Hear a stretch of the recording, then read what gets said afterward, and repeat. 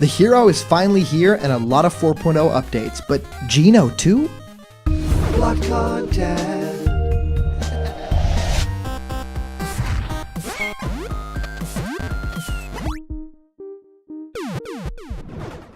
What's happening, my Block buddies, and welcome to a brand new episode of Blocked Content Leak Speak. My name is Callum, and this is going to be your content for today. I'm extremely happy because we just got that great Sakurai, almost like a live stream video presentation.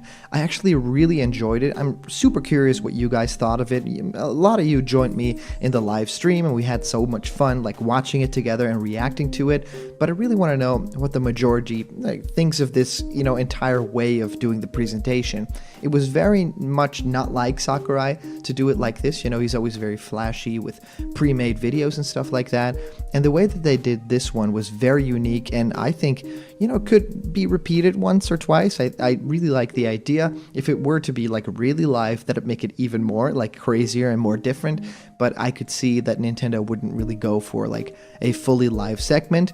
So I want to dive into something very curious today because we all got this great information on Hero and 4.0 and that it's dropping within like hours of right now, like it's dropping today.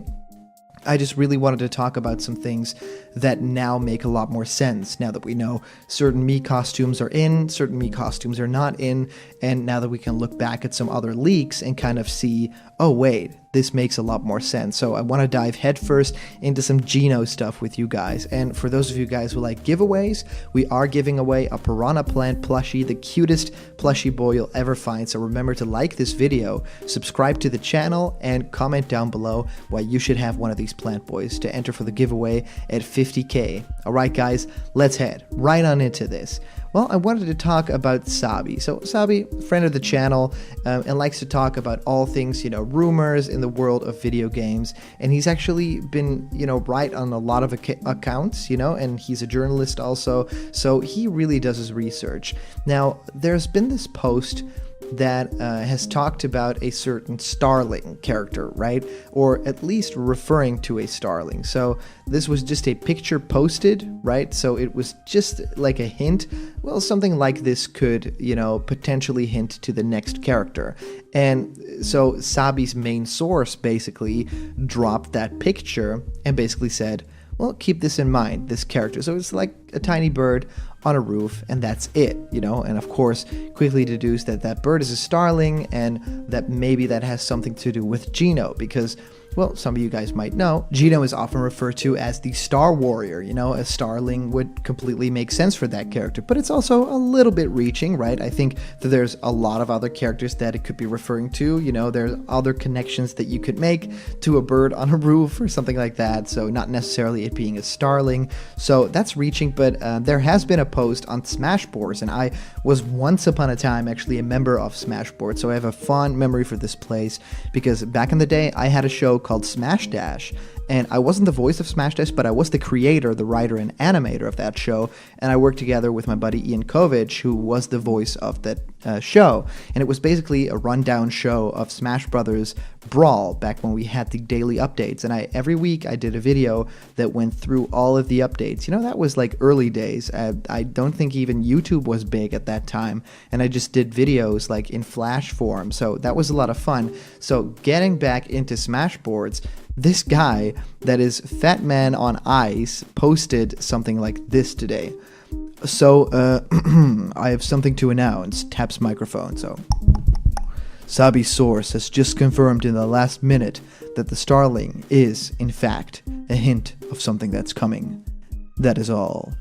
Now, what's strange about this, anyone could kind of say this, right? Anyone could kind of say, oh, by the way, this person is saying this, put words into someone else's mouth. That's very easy. However, some people are, taking it for fact, which is also the way that the internet works. So I'm going to reach out and see if anything like this is real. But the idea here is that potentially it could still stack up, right? Like after that we have all this hero news from today, it could still be something that's worth discussing because it's still something that hasn't been revealed or is still up in the air. So that to me is a really exciting part of this part of like thinking about the leaks and the speculation of Smash Bros. Ultimate, because to me it's going to be really interesting if we get another like Square rep, right? Now it's even Cloud's in the game.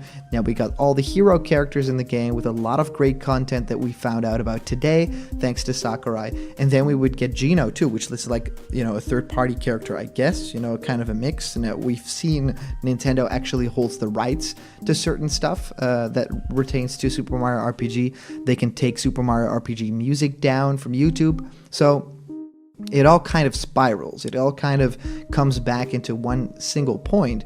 But to me, it's the strangest thing, because I really believe that all of the fighters in this Fighters Pass will be big third-party characters, like Banjo is for Microsoft, like Joker is for Atlas or Sega, and for, of course, the hero to be for Square Enix. And I think the other two fighters will be similar to that. I don't think that there will be any repeats, because I think the main idea behind the DLC is that they're going to want to promote new games for the Switch, but they also want to get in a new audience through these new third parties. I don't want them to break theme with this, is what I'm basically saying. I think that there's a lot out there. People have been talking about the Monster Hunter character. People have been talking about Doom Guy. Of course, I've been talking a whole lot about Crash Bandicoot and Ryu Hayabusa, which I think are super likely to happen. And of course, we have this whole female fighter that also, makes a lot of sense to have in Smash, because in this Fighters Pass, we can't all have just dudes, right? It's got to show some diversity. It's going to show the entire spectrum of the gaming community. So to me, this all comes back to this fact where I think that Geno is possible because we got K. Rool, because we got Ridley, because we got Banjo-Kazooie. So basically, I think Geno is up in those ranks at this moment, right? King K. Rool was a character that had not appeared in any main games in Donkey Kong in forever, and of course in some Mario spin-off stuff, but wasn't a recognized character at all, and he just got into Smash just because of the fan demand. Ridley, you could say, it's not just fan demand, but it's also a really important character in the history of the Samus character, and of course the Metroid franchise as a whole.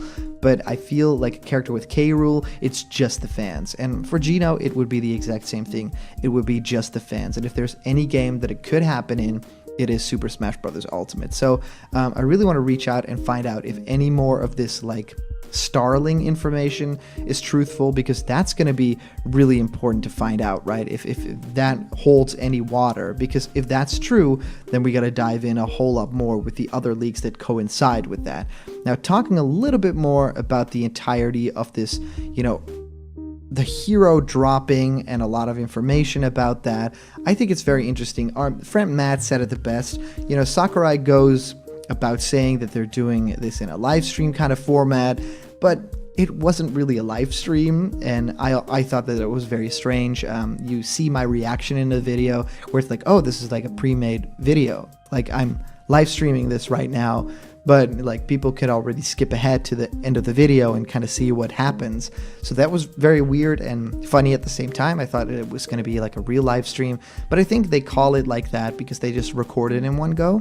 And then also they refer to hero from Dragon Quest III as Erdrick, yet when identifying each hero they call him Asuru, which is a bit confusing. I think that Erdrick basically is a title, right? And Asuru would be the name of the character then. So, and the hero might end up being some sort of broken character is what a lot of people are also saying, just because of all the different moves. And of course the RNG of the character, which basically means that it has random number generation, which means that a lot of the moves could be unfair, right? One match you could be playing really well because the RNG basically works out a lot more.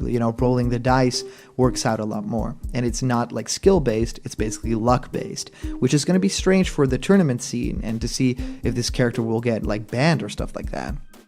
And it almost feels like the brief overview of the Dragon Quest franchise was kind of calling out Western fans, so they don't really know how big it is in Japan, the significance of the entire franchise. So that was pretty funny to hear. I thought it was super fun to hear Sakurai talk about the voice actors and recording the voices, because he knows the Smash Brothers audience isn't kids that need to, have the magic still happen there and be these are the characters, these are their voices. And he's openly talking about voice actors and recording sessions and I just love that about this franchise. Like, it's all about the fans, and it's all about that little bit of insight that you get to know. I just thought it was really weird that he was like, this guy came into the recording studio and he did it in even less time than the rest. I was like, what? Sakurai, you like shading your other guys?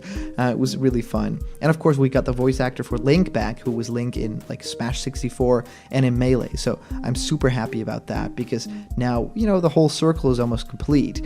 And a lot of people are upset that the main theme of Dragon Quest isn't in this list, isn't in the selectable music. Instead, a little snippet of the theme is used for their victory theme. And our guy Matt has actually heard a rumor that the composer of that main theme might not be easy to work with. So that could be a little bit of the case, like the Final Fantasy thing, where it's really hard to get the rights to certain pieces of music, so they have to settle for, you know, a very less amount. And Mii costumes, of course, are all Dragon Quest themed, with no other Square Enix stuff, so no Kingdom Hearts things, no Final Fantasy add-ons, and of course no Geno, which is the big deal here, where a lot of people are talking about. And the new additions that are coming to the 4.0 are really cool. I really love the online tournaments. That's what I freaked out over in the live stream as well. I don't really care about like adding photos to videos and stuff like that, or continuously playing videos. And I thought it was strange that like they do additions to the Final Smash meter and add in super easy mode. Like, that's really strange. We really wanted like the big mode, right? I think tournament mode is their big mode for this thing, and I think it's going to change the game for Smash Bros. Ultimate Online, because it's a thing that people have wanted for a very long time and thought, well, it's probably never coming, but it's here. So Home Run Contest, we're probably going to still be talking about for a while, because it might be coming with Banjo, and it might not be coming anytime soon. So I'm really curious about that, and I really want to know what you guys think of this whole Starling situation and what you thought of the entire live stream. So let me know in the comments down below.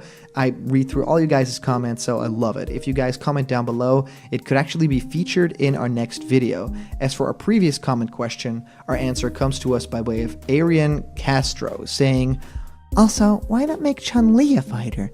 I always seem to accidentally do Ken's inputs constantly, so I would love to have Chun-Li, my main in SF2, also as my main in Super Smash Bros. Ultimate.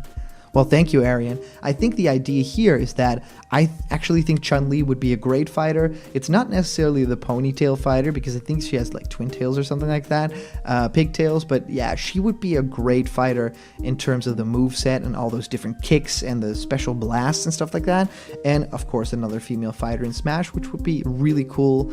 And just to add it to having Ken in the game as an Echo fighter, and then Chun-Li as an actual fighter. I think it's a really great idea. I would actually love to see it realized. I don't know if it's going to be this fighter's pass, and I'm already treading lightly because everything could be happening, right?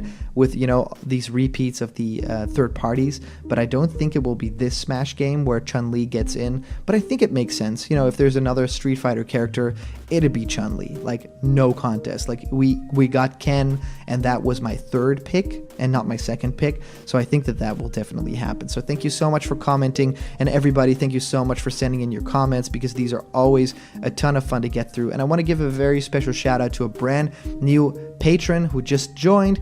Thank you so much. I meet William Cody Petit. Thank you so much for joining us through Patreon. It makes a huge difference for the channel, and it makes me just very giddy and very happy. So if you want to support Blocked Content too, have yourself created in pixel art, join us for discussions, or have your own ideas animated by me, or, you know, have your own idea become a video on the channel, just go to patreon.com/blockedcontent, because there's a bunch of incredible rewards there, and they're waiting just for you. And if you guys are waiting on more content, well, here's a little sneak peek. Here's a little secret. We might be having a very special guest on the show very soon. And remember, if you're not yet a member of the Blocked Content family yet, just click that subscribe button, ring the bell for notifications, and all that news and fun that you care about will be delivered on the daily to you. So thank you guys so much for watching, and I'll see you around the corner, where there's always more Blocked Content. See ya.